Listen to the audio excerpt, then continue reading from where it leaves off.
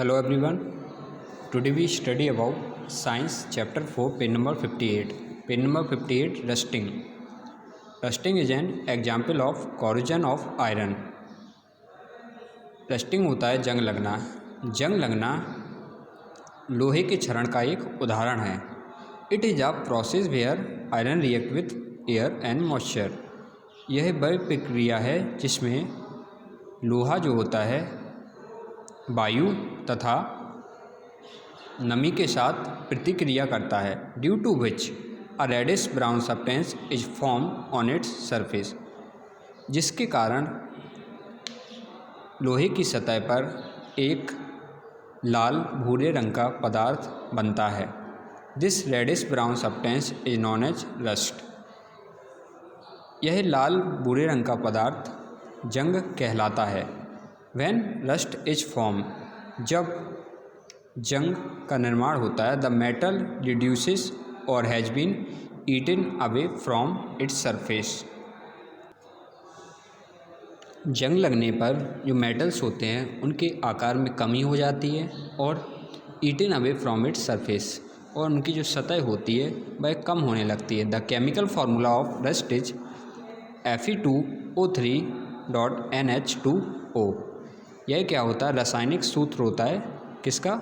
जंग का, यानी रस्ट का। Rust destroy the material made of iron such as part of machinery, building structure and household item. जो जंग होती है यह लोहे से बने पदार्थों को नष्ट कर देती है, जैसे machines, building structure, household item. Hence is necessary to develop method to prevent rusting. इसलिए यह ज़रूरी है कि एक मेथड का यूज किया जाए जिसमें पदार्थों को जंग लगने से बचाया जा सके। This the method to prevent rusting of a substance is commonly called rust proofing.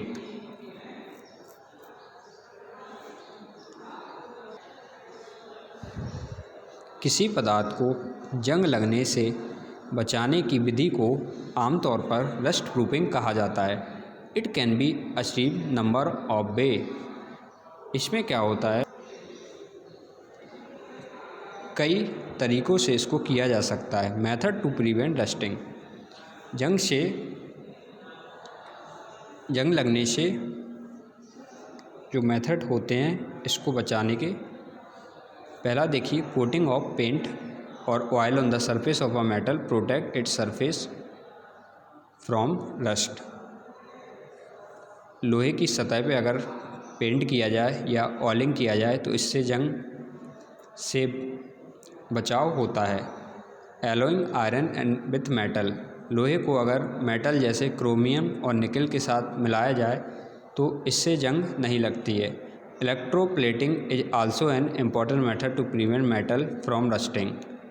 In this metal, a metallic layer is deposited on the surface of that substance which is prone to rusting in the presence of electric current.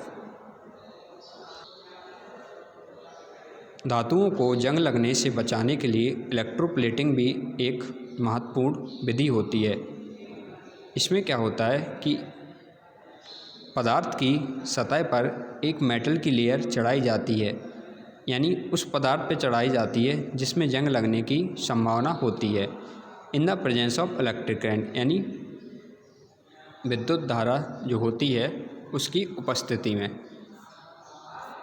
इसके बाद देखिए reactivity series and displacement reaction. प्रतिक्रियाशीलता, श्रृंखला और विस्थापन प्रतिक्रिया, यानी reactivity series and displacement reaction.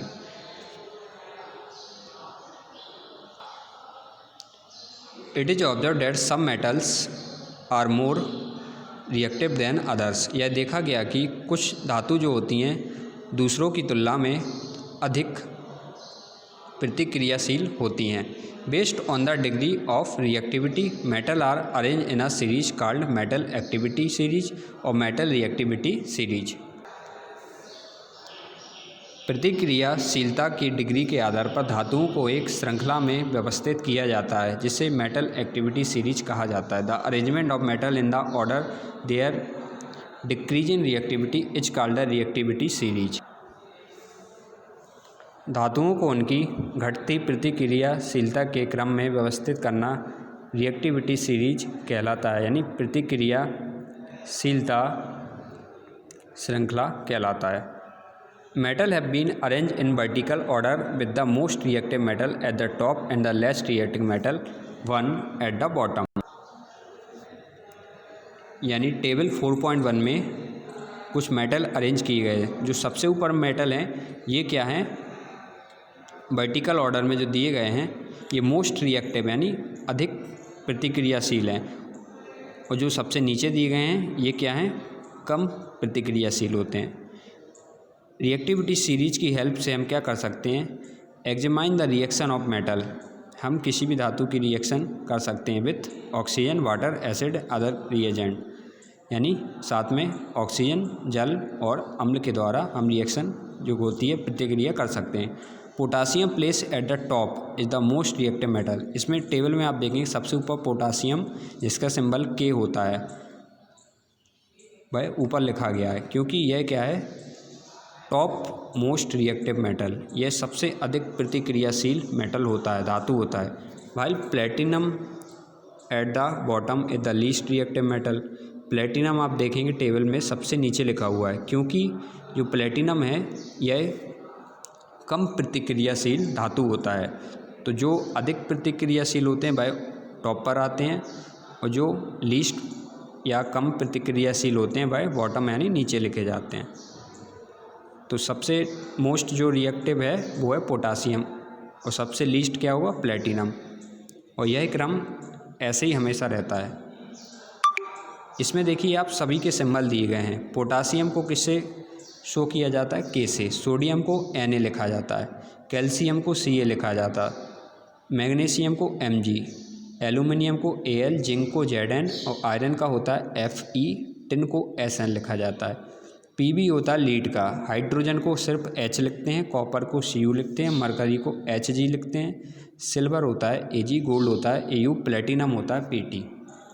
इसमें अगर आप ध्यान देंगे तो जैसे कैल्शियम है तो कैल्शियम का Ca ही लिखा है, क्योंकि कैल्शियम Ca से स्टार्ट होता है, लेकिन पोटासियम तो K से स्टार्ट नहीं होता है, लेकिन इसका सिंबल K होगा।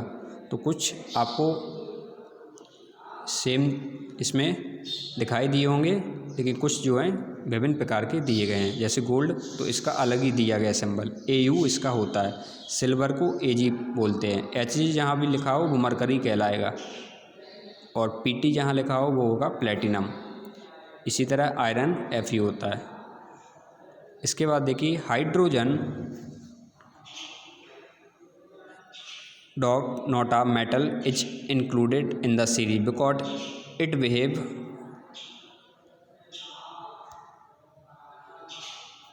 like metals and can be used as a reference to gauge their reactivity। देखिए जो हाइड्रोजन है वह सीरीज से बाहर लिखा गया, क्योंकि यह क्या है, एक नॉन मेटल है। The inference that can be drawn from the reactivity series are discuss here. Metal that are above hydrogen in the series are more reactive than that, so they can displace hydrogen from water and dilute acid. देखिए सबसे नीचे hydrogen लिखा हुआ है। Hydrogen के अगर आप ऊपर की तरफ बढ़ते जाएंगे वो भी क्रम में, यानी पहले प्लेटिनम सबसे नीचे से, platinum, gold, silver, mercury, copper, hydrogen, इस तरीके से आप पोटासियम तक जाएंगे। तो इसमें क्या क्रम होता है, इसमें मैंने आपको बताया सबसे नीचे क्या होता है, कम प्रतिक्रिया, यानी इसकी प्रतिक्रिया कम होती है, यह कम रिएक्टिव मेटल होता है प्लेटिनम। तो सबसे नीचे कम प्लेटिनम, प्लेटिनम सबसे कम, गोल्ड थोड़ा प्लेटिनम से ज़्यादा, सिल्वर गोल्ड से ज़्यादा, इसी तरह मरकरी सिल्वर से ज़्यादा, कॉपर मरकरी से ज़्यादा होगी, और हाइड्रोजन जो होगा कॉपर से ज़्यादा रिएक्टिव होगा, और लीड होगा हाइड्रोजन से ज़्यादा। इसी तरीके से सबसे टॉप पे आ जाएगा पोटासियम, जो कि सबसे ज़्यादा रिएक्टिव होगा, यानी सबसे ज़्यादा प्रतिक्रियाशील धातु होता है। इसके बाद metal below hydrogen in the reactivity series are less reactive than that, so they cannot be display hydrogen from water or dilute acid। जो मेटल हाइड्रोजन के नीचे होते हैं वह क्या होते हैं, लेस रिएक्टिव कहलाते हैं, यानी कम प्रतिक्रियाशील धातु कहलाते हैं। Silver, gold, platinum are present at the bottom of reactivity series. देखिए सिल्वर, गोल्ड, प्लेटिनम। ये क्या है, बॉटम में लिखे गए हैं। These metal do not react with acid, bases and water. यह जो मेटल हैं ये एसिड और बेस और जल के साथ क्रिया नहीं कर सकते हैं। Such metal are called noble metal. ऐसे धातुओं को नोबल मेटल या नोबल धातु कहा जाता है। A more reactive metal displace a less reactive metal. क्या होता है, जो अधिक प्रतिक्रियाशील मेटल होता है वह लेस यानी कम प्रतिक्रियाशील मेटल को डिस्प्लेसेस यानी अपनी जगह से रिमूव कर देता है फ्रॉम इट्स साल्ट सॉल्यूशन। और यह प्रतिक्रिया नमक के घोल में की जाती है। दीज रिएक्शन, इन प्रतिक्रियाओं को डिस्प्लेसमेंट रिएक्शन, विस्थापन प्रतिक्रियाएं कहा जाता है। For example when an iron nails, लोहे की कील को कॉपर सल्फेट के सॉल्यूशन में जब डाला जाएगा तो colour of solution changes from blue to light green. तो जो सॉल्यूशन होगा यानी जो कॉपर सल्फेट का सॉल्यूशन होगा उसका जो कलर है ब्लू से थोड़ा कैसा हो जाएगा, हल्का सा ग्रीन हो जाएगा। And a reddish brown coating of copper can be seen on the iron nail. और आप देखेंगे कि लोहे की कील पर रेडिश ब्राउन कोटिंग जो है कॉपर की परत, उस पर आप देख पाएंगे। इसके बाद देखिए uses of common metals and non metal. सामान्य धातुओं और अधातुओं के उपयोग। यूजेस ऑफ मेटल, धातुओं के प्रयोग। Copper and aluminium are use to make electrical wire. बिजली के तार बनाने में कॉपर और एल्यूमिनियम का प्रयोग किया जाता है। Iron, copper and aluminium metal are use to make utensil for cooking for manufacturing machine part. बर्तन बनाने में यानी जो खाना पकाने के बर्तन होते हैं उनको बनाने में, और मशीन के पार्ट होते हैं उनको मैन्युफैक्चर करने में क्या होता है, आयरन, कॉपर और एल्यूमिनियम का प्रयोग किया जाता है। Iron is use extensively for making magnets. चुंबक बनाने में भी लोहे का प्रयोग किया जाता है। And steel is use for the construction of building and bridge. और स्टील का प्रयोग बिल्डिंग और ब्रिज के कंस्ट्रक्शन कार्य में किया जाता है। Its low cost and high strength make it indispensable in engineering application such as construction of machinery and machine tool. क्या होता है कि इसका जो कॉस्ट क्या होता है, लो होता है, एंड हाई स्ट्रेंथ, क्षमता अधिक होती है। यानी कॉस्ट प्राइस कम होता है लेकिन क्षमता अधिक होती है। इसी तरीके से यह आसानी से यूज करने में सहायता प्रदान करता है। Lead is use to make paint and car battery.